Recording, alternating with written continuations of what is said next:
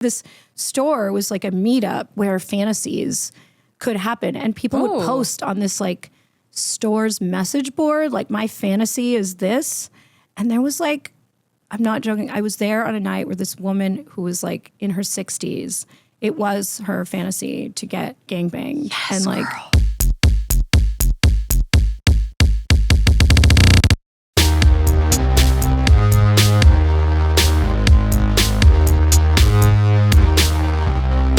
We are here with the legend herself, Joanna Angel. So happy to have you. I've been wanting to have you on Guys We Fucked for a minute. oh, so exciting. Well, it's good to Welcome. be here. Yeah. It's good to be here, yeah. You were saying you enjoy talking about things that aren't sex. So like what else? What do you enjoy talking about? Everyone's going to just turn off the episode now. Fuck it. No, they need to get to know the whole you, and then that'll be even hotter. And as a tease for everybody listening and watching now, I do have some very specific questions for me Yeah, we that can I talk want about answered sex. about And giant dicks. I love talking about sex. You know, I'll be honest, I do like talking about sex. I mean, I like talking about food. Yeah. I'm a marathon runner now. I like talking about wow. running.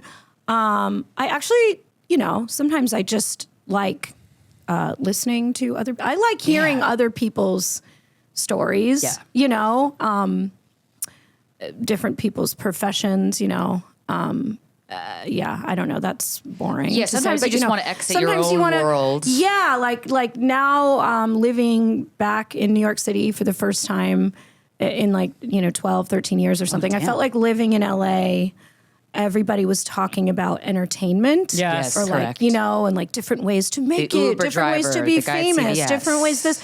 It's actually really great to be in a city where anyone who's like very successful here or just anyone in general, like make a living Yeah. doing things that aren't entertainment, like, so sometimes it's really exciting for me to hear about like the most mundane jobs, Totally. Totally. 'Cause Well, also too, like everything in moderation, right? So it's like we're comics for a living, and it's like, I mean, I can't really get tired of laughter, but I was Right, gonna I say, love like, do you get look. tired of sex? Like, does sex lose its luster because you're talking about it? You've been doing it for a lot, Are you just like, can we just cuddle? Look, I love talking about sex and I love having sex. Do you ever not love having but- sex? Like, but does your libido ever? I will say sometimes I get bored of talking about porn, you know? Yeah. Or like more like I think because it's almost like I imagine if you were just like I mean, I imagine you guys are pretty like established comics, you've reached a certain level. Like imagine if like you were having a conversation with like a brand new comic who was just like really like had stars in their eyes and like they're just like go go go and they have all these plans and of course they want to talk about like and then I'm gonna do this and then I want to do this and then I want to do this and like can you give me an advice and like I want to like sometimes it's like it's that energy Is can be draining. a little bit draining And also having the same type of conversation over and over and over again, like that pisses me off. Even though it's not the person's fault talking to me, because of course they're going to be experiencing Totally. these desires. But it's like they have every right to I've want to talk retired. about. Yeah, I've It's retired from giving you advice It's like on they're this. coming into the party and I'm leaving the party. It's like- Totally, it's like, totally. I'm on my way. Well, because you need to be interested in the conversations that you're having. I hope that doesn't like offend anybody. No, I feel that I'm way. excited when anyone, like I love everyone and, I'm happy to always, try to give advice to people and, and whatever. Sometimes now, especially things are so different from when I was a newbie in the industry, when Yeah. people ask me for advice, I'm like, you guys know more than me. I'm asking advice from Right. them, like the platforms have changed. That's very everything is similar to so podcasting. different. I'm like, Podcasting similar, It's yeah. a completely different template now. Like I'm like, we can tell you what we did, but it's not going Right. to be It's so the same as it was 10 years ago. I think podcasts completely changed just in the past 6 months or so, right? It's changed a lot because technology keeps advancing. It's like basically it's just like everyone has to be doing more work and making more content Yes. for less money. It's fucking exhausting. That's the name of the exhausting. game, We So gotta how be- has porn yeah. changed though over the since you've started? I mean, porn is. I feel like I've lived like 100 lives Right. in the porn industry. It's almost like I went to like elementary school and then high school and college and then post, like it's like, Yeah. but in you porn, were different each phase, and the industry was different each phase. I feel like I really kind of entered the industry at a time where there were just so many changes every couple years, you know? I don't know. So it's really hard to summarize like one thing and how much it's changed, you know? But I kind of came into porn when it was like sort of the beginning of pay sites. And I kind of came in when DVDs were still a thing. They were on the decline, but like I felt like when I came in, people talked about DVDs being on the decline, but then a few years later, people were glorifying that heyday of the DVDs from a few years back. Like I think it went like the DVDs were here and then they went here. That's when I came in, and then they went here, and everybody was like, remember when they were here? You know what I mean? Right. So I came in like kind of on the decline, but I still got to experience that last heyday of DVDs, I guess, you know? In college, I loved porn DVDs. My boyfriend's friend owned a porn shop, so I got so many DVDs. Yeah. The covers are always golden. Great. I know. fun. Yeah, the tangible, I think I got to experience the end of the tangible DVD product. era. Yeah. I don't even know where like, you get a DVD player nowadays. I know, right? eBay? Yeah. Can you? I think you can play. This am I going to sound old saying that? Like you can play a DVD on most like game consoles, or did that end too? No, you can still do that. You can still do that. Okay. Yeah, and then you can also like obviously like attach an external like DVD player to your computer, to your laptop. Right. Yeah. I think that the death of DVDs is when the Mac came out. Yeah. That didn't have a disc drive anymore. Right, And and you had actually, I external. remember that because I had gotten a new laptop at some point, and like I would have to, you know, do like a quick watch of my own DVDs before I like approve them from the DVD like mastering. You know, they give you like click on everything, make sure it works. Make sure, you know what I mean? Like the actual DVD Like the menu. Yeah. Yes. Like they would give me this like, I forgot what it was even called. They would give me like I don't know. I can't even remember what it was called. Yeah. But they would give me this Right. like master something or other. Right. That I would have to physically go and pick up from the DVD version of a galley, whatever that is. Yeah. Like in Yes. the book world, it's a galley. So whatever the DVD galley is. Right, yeah. Like where it's not like Before we go to creative print, change. it Exactly. was a like- draft. exactly. It was a draft. I would have to do that. And then like I remember I got a new laptop and I'm like, oh no. Like so I would have to like use my old laptop to like Do you watch porn? do I watch porn? Like to get off? Like, to get off. Not just to like, oh, what's everybody doing kind of thing, or like I gotta see what my industry's putting out, but like to get horny. like rarely. Okay. Rarely. Yeah. What it's makes you- hard for me to Sure. look at it and not be like, oh, I should do that next time. Or, I'm like that like- with stand-up specials. Yeah. I can't Right, watch a stand-up yeah. special before And I go just to like, bed oh, because that I'll must keep be thinking of hard. notes and I'll keep thinking, and I'm Yeah. like, no. So I imagine with porn, yeah, that makes total but sense. I don't, you know, we came from how old are you? I'm if you don't- 35. Okay. Yeah. I'm 42.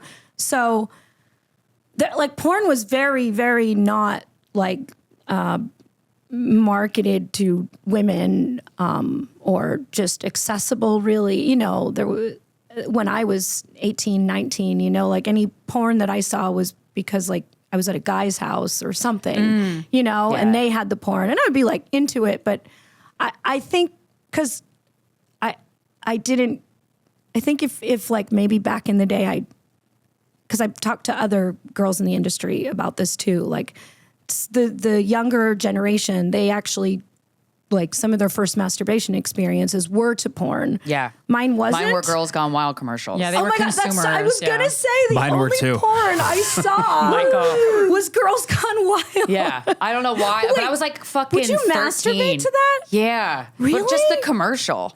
Because I was like, ooh, scandalous. I remember walking into, I lived in a house with a whole bunch of guys, and I remember like walking into, I don't know, somebody's room. I came home from class, and I was like, hi, guys. You know, what you doing? What does everybody do? Where are you, Joanna? Everyone? Does anyone want to get something to eat? And like everyone, it was in the one guy's room, the one guy that like was like a baller and he had a bigger bedroom than everybody else. Right. He paid like slightly more rent. Yep. You know, that guy. And he had a DVD player. Yeah. And a bigger than a DVD double bed. collection. Whoa. Yeah. So, and I opened the door and everyone in the house was like watching a copy of Girls Gone Wild. And Were they jerking off, or they were they just weren't like jerking off? They were. Were they hard? Or did you not? You know, no, they that's were where not, my eyes would have gone first. They were just, they were just watching it. I mean, together, all Beautiful. together. Yeah, right. Aw. And I remember I watched it for like a few minutes, probably like 1 minute, and I was like, I don't like this because it was very like I'm like, this feels like a whole bunch of guys grabbing girls. It does. There's Looking back, when I first saw those commercials, this is actually dramatic. Accurate read. I was very like young. Years later, it is fucked up. No, I look back and I'm like, and actually, that's exactly what it was. they're coerced. Or they were just so drunk that, like whatever, didn't know they were going on video. It was a Right. different Lifting time, your top on camera seems like a good idea in the nighttime. Yes. Right. Yeah. I But think they now probably did not sign any waivers. No, I don't think any. I mean, I think that was why it stopped being distributed years That's later, good. right? I don't Yeah. want to stay Yay, whatever. society. Yeah, but I don't want to say facts. I don't want to speak for exactly. But yeah, I think that was an issue down the line. Right. You can't film drunk people No. naked. Well, and I guess even if they did sign off, if they're drunk, that's not like a binding contract. That Right. Yeah. people sign when they're drunk. Yeah, when they're drunk, like it. So on the street. But anyway, overall, the business model that's was not fine. great. Yeah, but I do remember seeing that, and I was like, I don't know how I feel about this. This is like weird, Yeah. Right. But yeah, I do remember like seeing like my uncle had like issues of like Penthouse, like when I would like stay there, I would just like look at them. Yeah. Was like really masturbating. I was kind of like. Were you masturbating to them, or are you just looking at them? I was like going, what the looking fuck at is them, this? and then I would like think about them later. when Okay. I did, I was gonna ask, were you always but, like a horny person?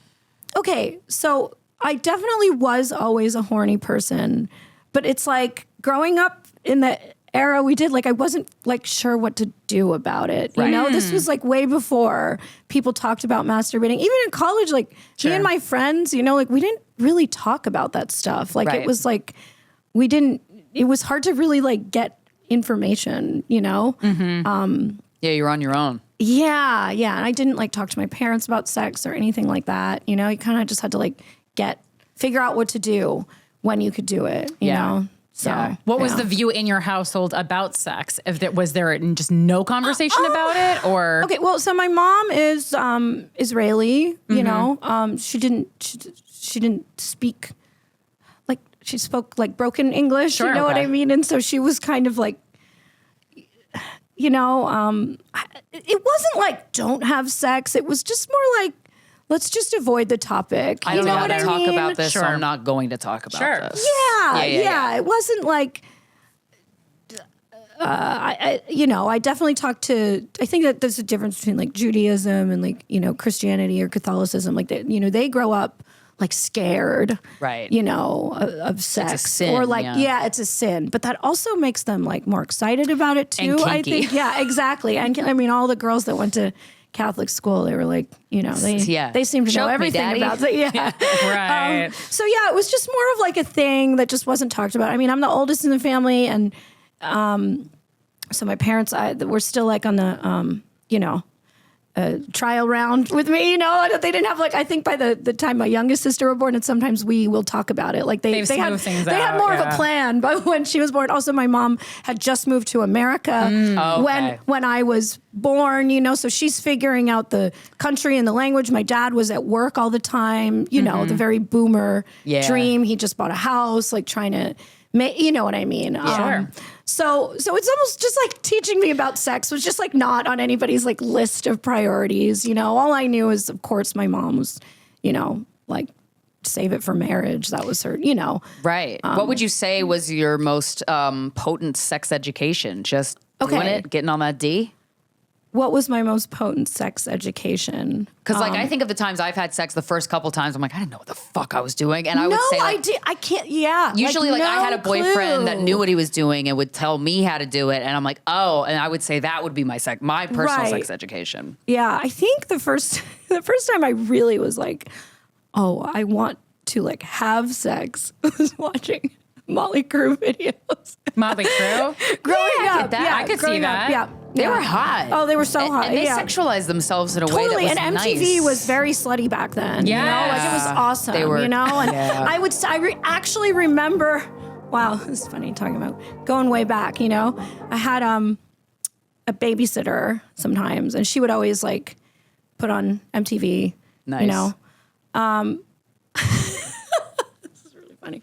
Also, she was dating a guy in a hair metal band, and sometimes she would take me to drive past his house. Yes. Yes, I to love see if this. To another get girl fingered was real there. quick? Yeah, to see if another and girl one was time there? there was, yeah. So I learned at a young age that guys in bands were bad news. What did she do when there was a girl there? You know, I had to wait in the car. Oh my God. Yeah. What yeah. drama you got to witness? I know, right? It's very exciting. And I was like, Adults are weird. Whoa. But I remember seeing a Mötley Crüe music video. It was like one of those music videos of like the live shows. I think it was, Oh, it was Home Sweet Home, actually. And I remember there was a girl in the crowd, you know, that lifted her shirt up. You know, she was on somebody's like shoulders and she Yeah. lifted her shirt up. And then, you know, there was like the, you know, whatever, the blurs Yeah. on her boobs.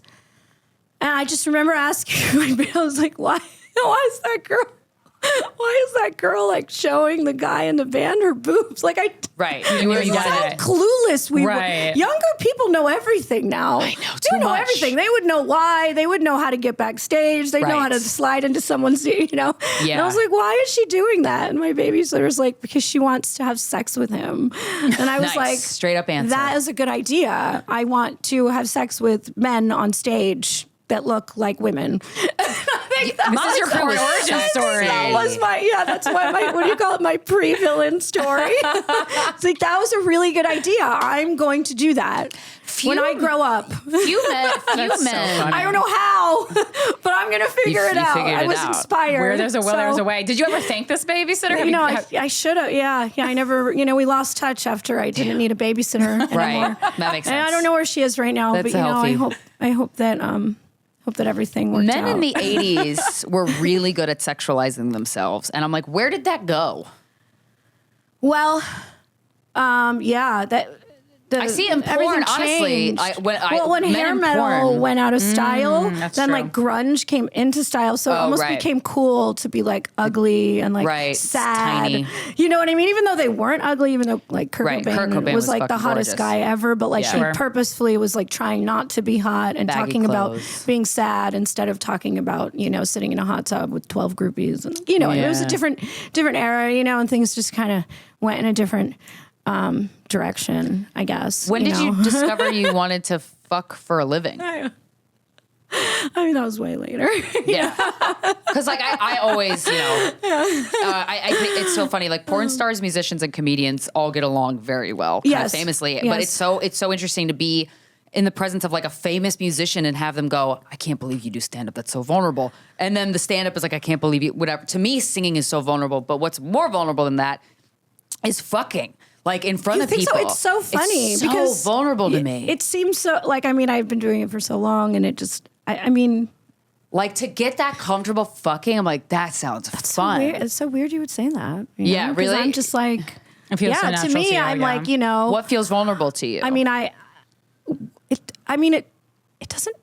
it never felt vulnerable, like fucking on camera. I guess ever Yeah. since the first time I did it, like it felt freeing, Oh, nice. I think I actually, coming to think of it now, like, I think I felt vulnerable fucking off camera, but not on camera, Interesting. because it's like, off camera, you've got to think of all these things. Oh, does this person like me? You know, should I do this? Should I do this? You know, like, oh, I don't know because men make women insecure. I don't know. Because in general, you know, like. That's an interesting take though, just to be like, it is. Be like, I'm not, it's easy to fuck on camera because it doesn't matter if this guy likes me. I'm going to get my paycheck. I will no say, matter what. All that. That goes out the window. Right. You know what I mean? And like, I don't know. You feel I've always it's different for everyone, and I know I don't think porn is for everyone. But ever since the first time I was naked on camera, I felt very confident, very beautiful, very like not scared and insecure anymore. And I felt like that was kind of how I always felt when I had sex before porn, just like, because like I said, I didn't come into it with a lot of knowledge, It's almost like I was always learning something from the person I was having sex with, but I didn't really want to tell, you know what I mean? It's like, I don't know. Well, I had sex with a male sex worker one time, and it was the most freeing experience I'm like, wait, this is weird. And I always thought, I'm like, if they made a male sex doll that wasn't expensive and I could hide it, I would totally fuck it. Because it really ruins your ability to like have an orgasm, to have fun, and to be in the moment when you're thinking like, what is this person thinking of me? Like that's just the least horniest thought in the world. Or sometimes, you're drunk and you just met the person, or I don't know, or like, there's so many different situations, where two people wind up having sex, or you're like dating someone and the fire is gone, or I don't know, for sure. I think there were just so many like questions and complicated things. And sometimes it just wasn't, that good, but like just fucking on camera, it's like, do you have two people there to just have awesome sex? Like that's what you have to do, you know? You're on a mission. Yeah. There's one clear goal. You're both there for the same reason. And everyone's like on board, supportive. Yeah. You got your comrades there. Right, yeah. Nice. I mean, that's the goal of the day, to have hot sex. Everybody's there for that reason, Do you remember your first scene? Oh, yeah. What was your first scene? Well, I mean, my porn career was, different than a lot of other people's, because I had my own company, right? So my first scene was like for my own company, nice. And it was actually the guy in the scene. It was also his first scene too. Almost romantic. Yeah. So we always, we'll call each other like porn, brother and sister kind of. Did you hang forever. out before? Yeah, I mean, this got on set? Because this is like so long ago. Yeah, I mean, this was like, I remember Burning Angel when it first launched, it was just photos. And then, which is so crazy to think that when I had a couple naked pictures on the internet, like everybody was like, oh my God, you're in porn, which is so crazy that like now that's so normal. Like who doesn't have a few naked photos? And it's just like the most. Par for the course. Yeah. So, then a few years later, it was like, oh, we should make our first DVD. Mm-hmm. And then I was like looking for the right guy to be in the DVD. It's so ridiculous that this is how it happened. Like I just didn't know anything about the porn industry, like at all. Yeah. I didn't know there was like this whole industry on the other side because I was in New York at the time. I didn't know there was a whole industry on the other side of the country where there's just like a whole bunch of people doing this every single day. And I was like, who's the guy going to be? And he was a friend of a friend. I actually wound up filming a few things that we never used because they were just like guys I was hooking up with and they were like drunk and couldn't really do it. Or like, I think I'd be like, hey, let's film us having sex. And then like, they'd be like, yeah, sure. And then they'd show up and they see there's like a camera guy there and stuff. And they're like, wait, I thought this was just like something. Oh, like a personal film. Yeah. This is something just for us, And I'm like, oh yeah, no. I don't think they realized how serious I was about it. This is ridiculous. I mean, this is like so long ago and it's crazy to think of how little I knew and how to actually make a movie. But then I wound up meeting someone who was a friend of a friend and he wasn't some guy I was having sex with and he was like serious about it. And so I think we were both like, let's do something awesome. That's so fun. Yeah, and we did. Well, as you got into porn and doing scenes, so you have your professional sex life and your personal sex life. Were those just kind of riding parallel to each other, or did you? the personal sex have to pause? Like, for yeah, I you? have to say, so that, like I said, I've been in the industry for like 20 years, so there were multiple stages. But I guess once I was like really like, once my career was like really just, going full steam, I was more excited about like on camera sex. So I think most of my like sexual energy went there. And I wasn't like all that sexually experienced.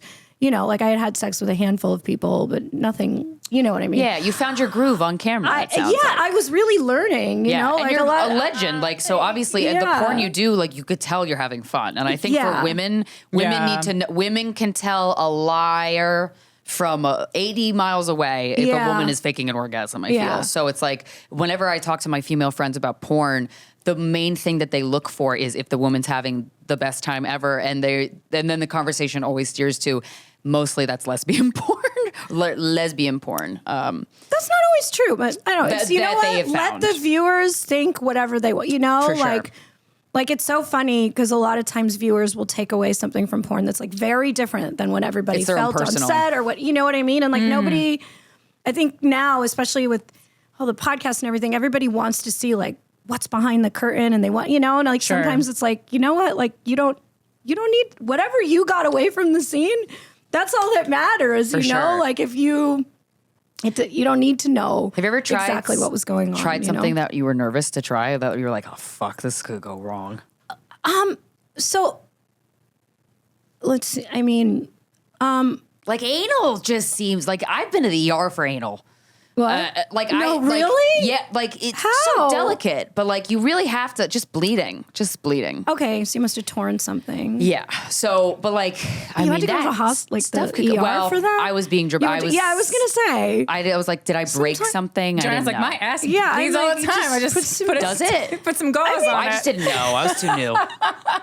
And I had health insurance, so I was like, let me just go just to make sure. And I literally lived next door to an ER. It is so luxurious. I wonder if like in Canada, everyone's just like always going to the ER. Like anytime like their ass is bleeding, they're like, I'm gonna go. I'm just gonna go. Famously in Canada, the ER waits are like 10 hours. Yeah, because they're just like, because everyone's going, right? They're like, why not? Yeah. But you never had like an oopsies on set? Oh, is that our liquid death delivery? Yeah, a liquid death delivery. Liquid death time. But like the butt. We just left it like Santa. I know, right? Look at that. Is that liquid death? He was Mom's spaghetti. it is a hot day outside. It is so hot. Are they cold? Ish. They were. They were. Liquid death. The most metal waters. It's there. It's gone. Do you guys want? Here, Oh yeah, Mike. Can we have two? Mike, we got to really get this branding going. Snap, Mike. Thank you very much. Thank you. There's always time for a liquid death. But like, when we film comedy sketches, shit can go awry. You forget your costume or something falls or whatever. And I imagine with sex, like, it's two people and and if you get too into it, like I've gotten too into sex privately and I'm like, I almost like broke or like, went down on it when I shouldn't that's have. happened. Do you know what I mean? Yeah. Anything you can imagine happening is, is most likely happened. On a porn set. But, I mean, it's so interesting to think like, when your industry is to film sex, like, shit could go wrong like any job. Like I always forget that. I mean, also, I think a lot of people don't realize, I mean, there's definitely many differences with, the budget and the size of the crews and stuff like that. But like making a porn, you are making a movie. So the similar mishaps that could go wrong in a movie can go wrong, in a porn, like a set breaking or or you just don't feel like doing it. You record something and the audio wasn't on and then you have to record it again, like footage being lost. But everything is very different now because now, I was very much in porn where every single person who almost everyone who did porn was like on set, part of this, the studio, whatever. Now, like with OnlyFans and all these platforms and stuff, the porn industry is very different. Like I feel like most of the porn taking place now is like on a cell phone and in a hotel room or a bedroom for that matter, you know? So like, so it's just very different now. And that doesn't mean that the studio stuff isn't also going on, but I feel like, I love it's the very production. different now. Yeah. Like, because when I've watched porn DVDs before and you're like, oh yeah, it is nice to just have a nice build up and they come over. Usually on the porn sites for me personally, I'll just fast forward to her just getting railed and then I'll come and I'm like, wait, there is a beauty to like watching a movie. Yeah. You know? I spent a lot of my career, you know, directing all these giant productions, you know, and it's very funny because now my career is like, turning on my cell phone and, you know, and putting it on a tripod and, you know, and having sex in a hotel room or a bedroom. You know, it's a very different thing. And I'm glad I got to experience all that. Yeah. Right. You know, because I think there was some very special times, you know, and I got to really like experience porn in this crazy, like, big way, you know? Yeah. You were there for the explosion of it. Yeah. I got to see like all the different kinds of it. But it is really wonderful now to be able to just simplify it as well. Yeah, it's nice when you don't need a whole crew there. You can just do it yourself. Yeah. And then you really have to be part of this thing going on, you know, like you have to be part of this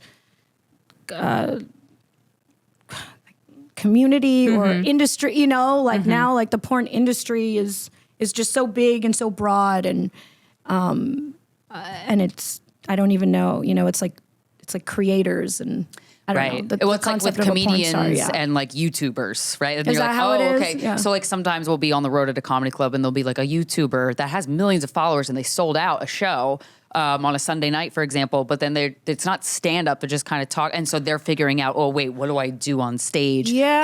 How do I transfer the YouTube audience to a live I show? feel like it happened with podcasters too. Like people would have a podcast that blew up and then suddenly they're like doing stand up, you know. Right. But the stand up kind of feels like a live podcast. I feel like I saw that before. Yeah, for sure. Anyway, there's all different kinds of, or somebody just did funny bits on TikTok and now they're doing, you know, so I get it. They find themselves on stage and they're like, but you all wind up in the same place and you're all like, essentially you're trying to make people laugh, you know, just like, I feel like there's some gatekeeping now and it's kind of funny because I've experienced both and I really love this era of the industry. I like that I'm meeting so many new people. I like that I get to meet up with like Instagram like models and stuff who would have never been on a porn set. And I think a lot of people in the industry, they get mad about that now. And they're like, oh, these people, like, they hated porn and now they're like cashing in on an OnlyFans. I'm like, I think that's kind of cool. Like, I don't know. It's good for in general. Like, it is a lot more socially acceptable, like, or accepted now, I feel like, to do sex work. Like, finally people are like saying like, this is sex work in a way that they weren't previously. So I think that's cool. And Are they though? I think that you guys exist in a pretty sex positive world, you know? I mean, there's a bit of a regression now. I think as it's gotten more mainstream, there's just as much new hate as there is. You know what I mean? Like, well, I think people also are like mad because like now it's like, oh, your girlfriend might be doing it. Right, you know, it's fine when someone else's girlfriend is doing it. Kind of a attitude about that. I can see that.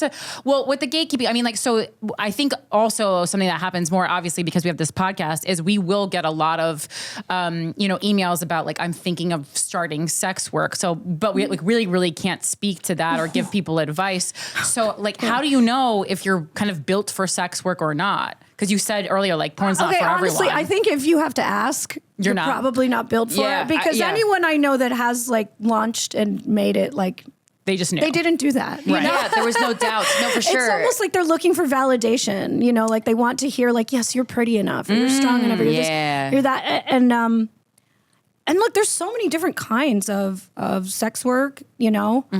And it's like now it's so easy to get into sex work. I mean, if somebody's asking about it, it's like, why didn't you just make an OnlyFans page and see what happens? And then why didn't you just take your damn top off? Well, there was a period. I mean, it's like nobody has to get you in the industry. Like, you know what I mean? So it's like, if you're sitting around and thinking about it, like, why why didn't you already do it? You know, like right. And there was a period where a lot of like women were emailing us about the sugar daddy stuff, but then when OnlyFans came out, all those sugar daddy questions went away, and they're like, "Oh, I'm just going to do this, right? Because this makes more sense to navigate. Like this, I kind of have an idea of how I would want to go about it." Because OnlyFans, you're your own boss. Sugar daddy, you got a boss who's you got to talk to somebody. Guy, yeah. Yes. Yeah. I mean, there's nothing. If something was that easy, you know, we'd all be. I mean, obviously, a rich guy wants to give his money to someone but he's going to want something in return, you know? It's not, they don't just deposit money in your bank account for doing, you know, like, do you really want to be on call all the time to make somebody feel good? You know? Yeah. That's especially when you put it that way, like, nope. Yeah, that's kind of, you know, a man for that matter. And there's a limit to that. But look, some people are really good at it. I've had, sugar baby friends, and they're just like so good at it. And and they the like things it. they say and the things they do, and I'm like, I could not. I am like not nice enough. Totally, it's a different dance. Like, I'm not patient enough. I mean, right now I'm probably too old to be a sugar baby anyway. But but like I see the things they do. I'm like, you have way more patience than me. You know? Like, God bless you. Yeah, I'm like, I don't know if I like. So I'm also curious about like jealousy. Like, do you experience jealousy in relationships or in like more so like your life now? Like after like kind of experiencing this revolution with the porn industry, like as you are in it and stuff, like, do you get jealous? Do you get like... You mean jealous like in a relationship? Yeah, like with your husband or with like... Because Dan Savage talks about this word compersion that I really love. And it's like the opposite of sexual jealousy. It's like being happy that your partner is fucking somebody else if that's your arrangement and stuff. But I'm just curious, like how... I always like to hear how people handle it, if that's even something that pops up for you. Yeah, I mean... I think everybody wants this like magic answer, you know. It's very complicated to explain to somebody who, or maybe it's not complicated to explain. It's like really hard to translate the feeling, you know, when you're in like when sex is your job. Right. Right. Okay, so. I don't know why the world can't wrap their brain around it. Everybody knows that two people who are in a relationship on a TV show, you know, Ross and Rachel or Jim and Pam, you know, for example, on The Office.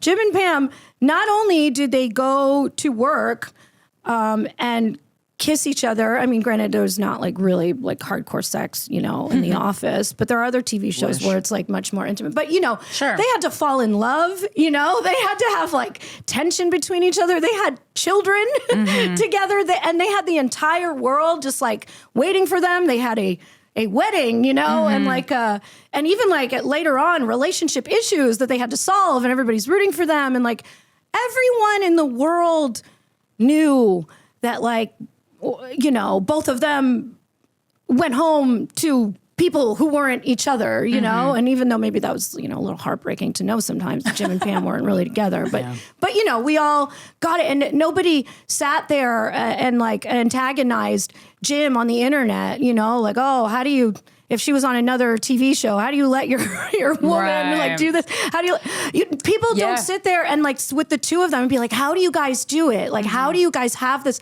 And to me, I think that's like I would think that if I was, you know, Jim or Pam's partner at home, I'd sit there and think every once in a while, like, you know, like I'm a little uncomfortable about this. Not that I would tell them to stop doing it, but that is like, I think something that's like a very like they're falling in love with each other and they're good, you know what I mean? And an element that's like more intimate to you. It is super intimate. And I'm not saying they're doing anything wrong, but like, it just doesn't seem like the world is so like can wrap their brain around that is normal and that's accepted and that's okay. And these are both people doing their jobs. Right. But when it comes to porn, no one can seem to say it that way. You know what I mean? No, the world just doesn't see it that way. And I get it. There is a difference between, you know,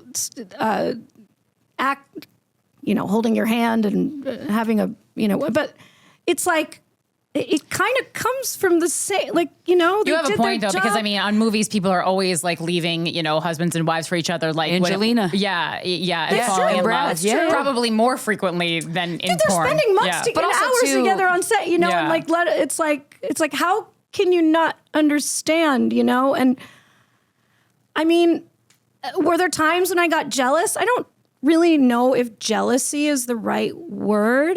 There were definitely times I got angry, Yeah. or Well, if you felt you were being upset. disrespected or something. Yeah. for And sure. that usually, look, as my husband got, a bigger and bigger, name in porn, like, yeah, there were women who actively tried try to bone. Yeah. And that was a tough situation for me because there was nothing I could really say, like in the regular Right. world, you could be like, get off my man, but like, I wasn't going to do that. I was a porn director. Like I wasn't going to start fights with female talent. And also like if that girl like went to set that day and felt like they had a really emotional connection, like that's going to make the scene better. And like, she should continue to feel that way.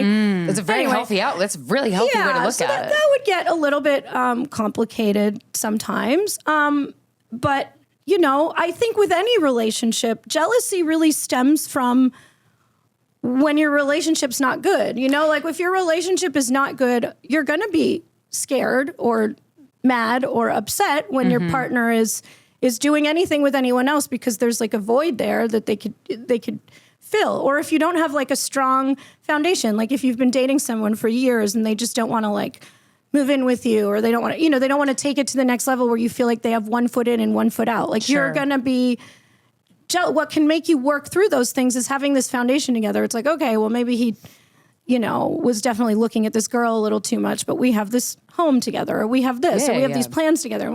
So I think what would get us through any of these like uncomfortable moments, which did come up. Yeah. Not all the time, I'd have to say like, it was much less frequently than, every once in a while. And when they would come up, it was like what would just get me out of the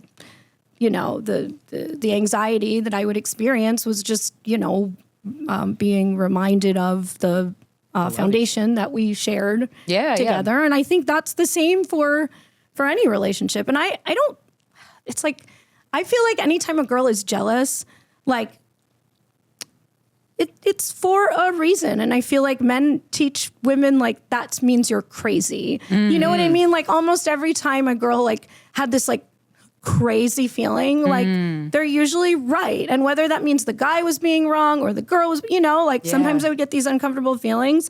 And like, even my husband would be like, what are you talking about? No, like that girl, like she doesn't want anything. She just, and I'm like, I gotta, and then it would turn out like 3 weeks later, it's like, she's like, I had, how, so do you enjoy, you know what I mean? Like anytime I'd have guys a hunch. Can be oblivious.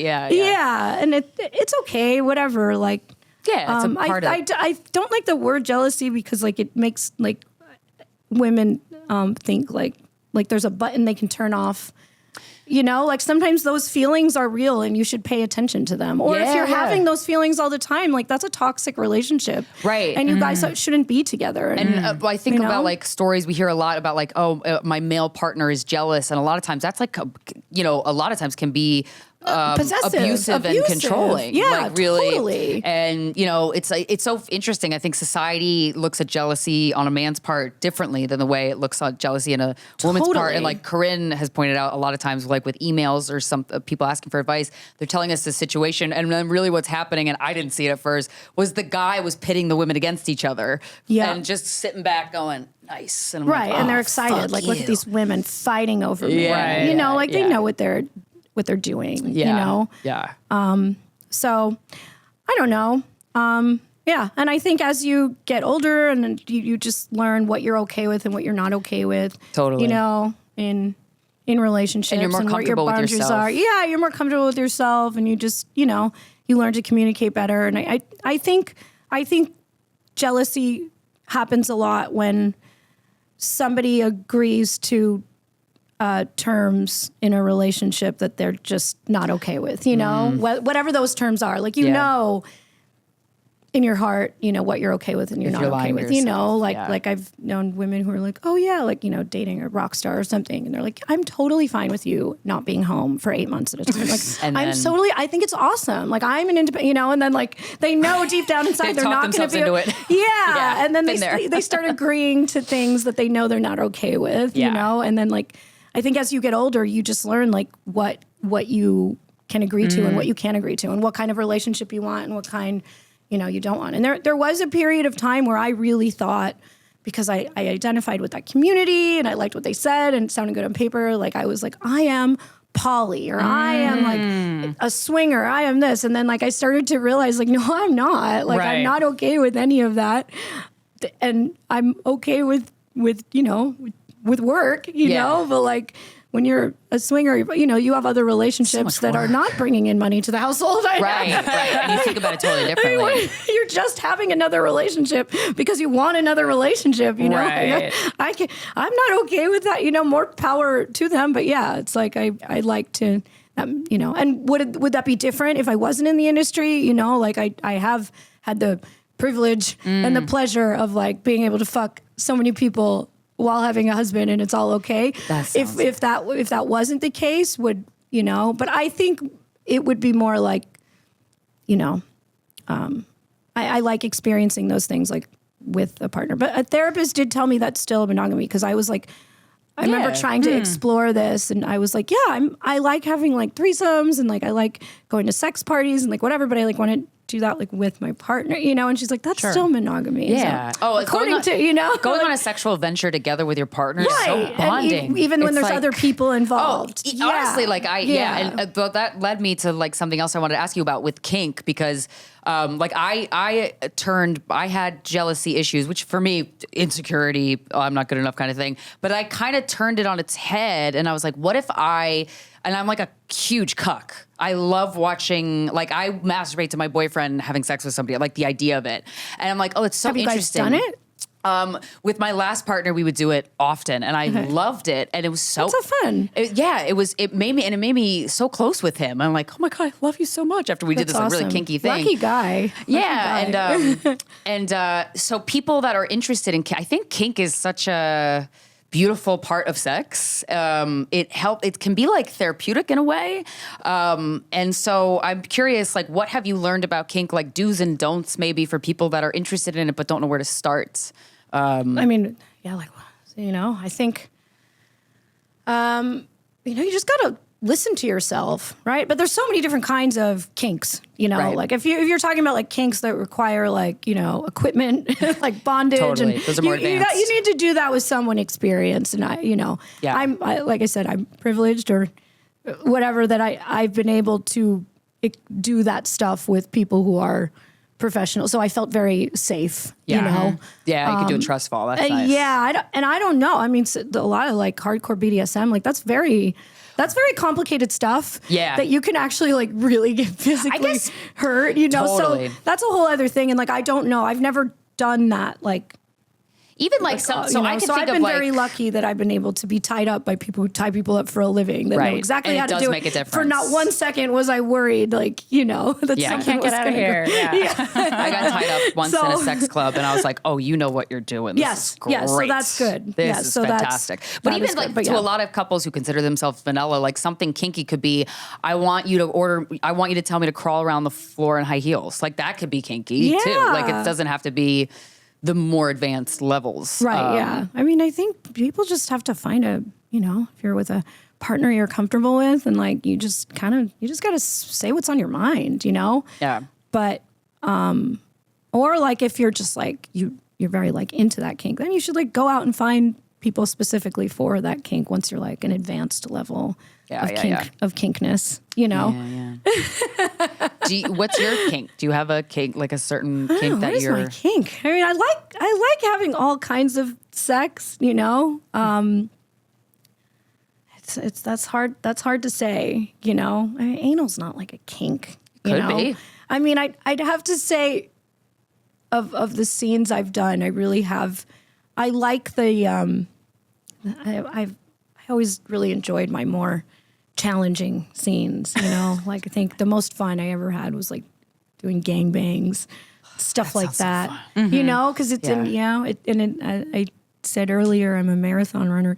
The first marathon I ran, I was like, it was like, this felt like a gangbang, you know, like it's just this like energy and this like rush, you know, and somewhere in the middle of it, you're like, I don't know if I'm going to make it. I don't know if I can do it. And then you push through and you're like, I can do it.